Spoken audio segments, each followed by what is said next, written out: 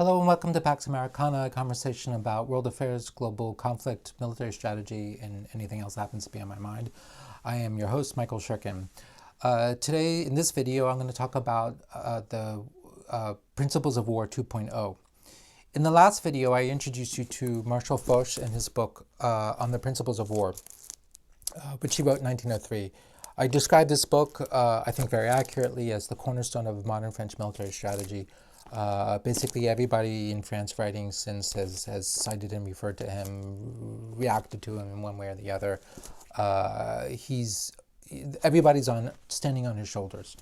But you might be wondering, though, given all the changes in modern technology that have really affected the modern battlefield, and clearly are going to shape the battlefield in the 21st century, you're wondering, well, how does this all apply? Many people in France have been grappling with this and been thinking about Foch in the context of modern technology. Of them, I think the writer that wrote the most interesting work and the most interesting response or attempt to answer this question is General Guy Hubin. He wrote this book, published in 2000, Perspective Technique. It's a really fabulous book. Some of it will remind American readers of Douglas McGregor's Breaking the Phalanx. This is a much more creative book, much more forward-thinking, and I think over time it's going to prove much more relevant and pertinent. I think that his ideas are going to have a real long life looking ahead. There's also the added advantage in that Douglas McGregor has since discredited himself by becoming one of these QAnon lunatics. McGregor should never be given a platform by anybody for any reason. General Hubin, who's still alive, I've corresponded with him. He helped me with my War on the Rocks article about him, which link in the description. He's not that. Perfectly reasonable, intelligent. I'm very happy to talk about him. I'm happy to give him a platform. If anybody, as a result of this video, reaches out to him, engages with him, invites him to speak at a conference, etc., please do. I believe he speaks English. He's great. So, Hubin. Now, let's back up. Foch identified roughly a half dozen principles of war, which generally boil down to three. We have economy and means, concentration of force, and liberty of action. To that, I'm going to add a fourth, which is also from Foch, which is sûreté, or security. Sûreté and security it's not a one-to-one equivalent, which is why I tend to prefer the French word sûreté. Sûreté, depending on how you look at it, is subordinate either to economy of means or to liberty of action. For economy of means, it refers to the idea that with sûreté you can't concentrate all of your guys in one force. You have to allocate some of your resources and distribute them around your main force. You have an avant-garde, you've got flanks, you're going to have some units in the rear, and they are there to bump into the enemy, in a sense, and to prevent you, to save you, to spare you from surprise. Because if you're surprised and you don't have time to think about it, you lose your liberty of action. The idea is that these guys bump into the enemy first. Then you've got some time to react. You retain your liberty of action. But to do that, these units that are in front of you and on the side and to your rear, they have to be large enough to do their job. They can't just be exterminated in 30 minutes. That doesn't do you any good whatsoever. So part of the art of economy of force in the old school, the old days, was about figuring out, finding a happy medium between, keeping as much as you can in your main force, but also making sure that your avant-garde and your flanking units, etc., are, again, large enough that they can survive, they can hold on, they can do whatever tasks that you've assigned to them to do. It's a subordinate of liberty of action because, as all of these guys, Foch, Boff, Castex, Hubin say, without sûreté, there's no liberty of action, right? Because you need that. Liberty of action is essential. If you lose your liberty of action, then you're cooked. So, and by the way, just as an aside, in contemporary French army documents, you'll often find another principle of war called foudroyance.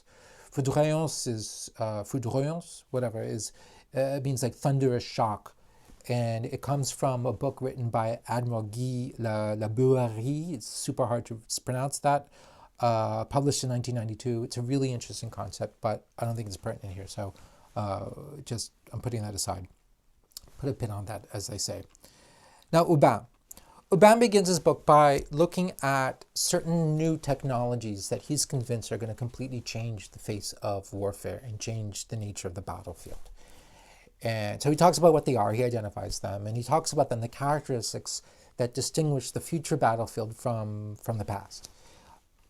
Among other things, first of all, we have smaller armies. This is just a reality, certainly in the West. And one of the reasons why we have small armies is because of the high cost of the high technology capabilities that they bring with them, right? Nobody can afford to equip large mass armies with this really expensive kit.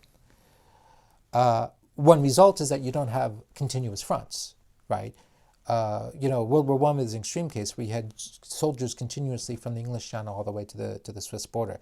That's just not possible nowadays because the armies are much too small. Another aspect of that is that you're going to have smaller units, right? And that these smaller units, according to Hubin, they're going to be company size and below, which means, among other things, that they have to be fully endowed with mission command, this concept of command by intent, Auftragstechnik, and the French concept of subsidiarité. These things are all related. Also, dispersion. These small units are going to be dispersed. One reason why they're dispersed is because concentration in the modern battlefield is fatal, right? You concentrate, the enemy can destroy you more easily. So you disperse them. To do that, of course, to optimize how you do this, you're going to have to, according to Hubin, completely take apart the way army units are structured, right? And you have to take apart what he calls the homothetic units, and he talks a lot about homethity. And yes, I had to look it up too because I'd never heard of this word. Apparently, it's from geometry. I describe it in my War in the Rocks article, so we'll save that for later. It's not that important here. But one aspect of, though, to get back to it, you've got these small units that are moving around. But one thing that's going to happen is what Hubin describes as imbrication. Imbrication in English really is a geological term, meaning you've got layers of different kinds of rock that are mixed together, like in layers. Whereas here he's talking about how you're going to have friendly and enemy units kind of mixed up together, right? So an enemy company, friendly company, an enemy company, friendly company. So they're all inside each other, which is different, right, from before, because before part of the point of the sûreté, of having the avant-garde and the flanks, is you don't want enemy units to get inside your lines, to get to your gros until you want that to actually happen, because then you lose your liberty of action. So here that's not really a possibility. Because of this scenario, movement is going to be everything. These units have to keep moving. If you stay anywhere, and if you're fixed, if somehow the enemy fixes you, you're going to die. Also, there's the depolarization of the battlefield. So you no longer have a front and a rear and sides. You no longer have these arrows on the map of where your whole formation is moving in one direction. This isn't happening anymore. You've got these movements that are moving in different directions.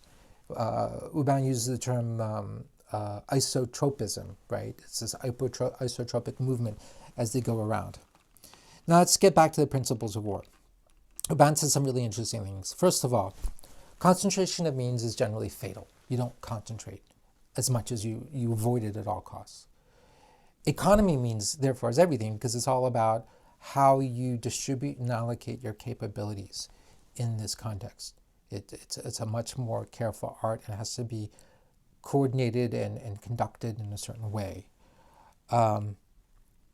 Because of dispersion and because of imbrication, in the absence of polarity, the absence of a front and a rear and sides, security, sûreté, no longer relies on having these guys right in your front and your sides, but rather on the initiative and on understanding the situation. Hubin writes, it is understanding, intelligence, and knowledge much more than power that are now the origin of one's liberty of action. So, sûreté is still the guarantee of liberty of action, but sûreté now comes from understanding, intelligence, awareness, knowledge of what's around you. And as one moves forward, he says, the key now, so the whole name of the game of battle is that completely turned on its head. It used to be that you had the big main force that you try to hide from the enemy, right? And then you try to identify, you try to get the enemy to disperse. and you try to identify the gaps in the line or the weak points in the line because you've gotten the enemy to disperse, and then you take your main force and then like a hammer you ram into that point in time.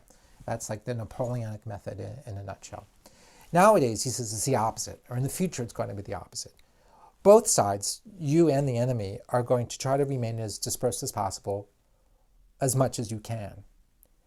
Now the trick is to try to provoke the enemy into concentrating. So it's the opposite. Instead of trying to provoke the enemy to disperse, you're trying to get the enemy to concentrate. Because once they concentrate, you can wipe them out. So the whole thing's different.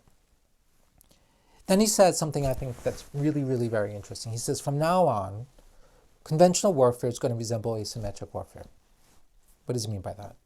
So, leaning on both, he talks about how in an asymmetric fight, the weaker power has to stay alive as much as possible, which means they have to disperse.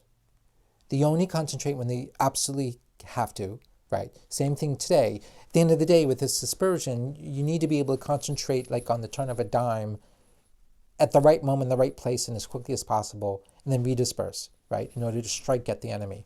So here, for the asymmetric force, you avoid concentrating, and you disperse, and you're just trying to survive. This also means that the asymmetric enemy tries to avoid decisive battle. You're not going to win through decisive battle. Decisive battle being, so dear to the heart of Foch and of Napoleon. It's just not possible. So what do? So you try to survive while, instead of trying to make decision internal to the battle space, you do it external to the battle space, which is where we get this idea of, gets this idea of the external maneuver. In other words, you're appealing to public opinion, propaganda, international fora, lawfare.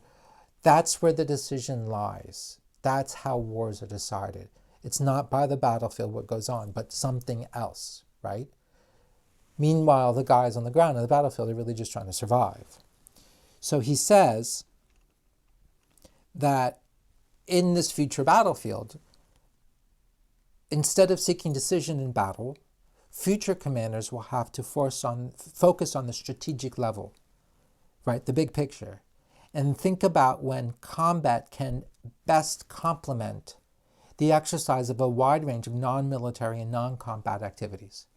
So the fighting is valuable, but it's as a complement to all the other things, because ultimately it's the other things that are going to decide the war, right? That's where victory is to be located in the modern battlefield. I'll stop there. Thank you very much. Please like and subscribe. Please also subscribe to my Substack, also Pax Americana, link in the description. I put some links in the description to the books. Unfortunately, Hubin has not been translated into English, so as far as I know, the stuff I wrote about Hubin for War on the Rocks is the only thing about him in English, but I'm always happy to talk about him. Also, feel free to reach out to him. And also check out my website, michaelshirkin.com, and you can find me on LinkedIn and Twitter. Again, thank you.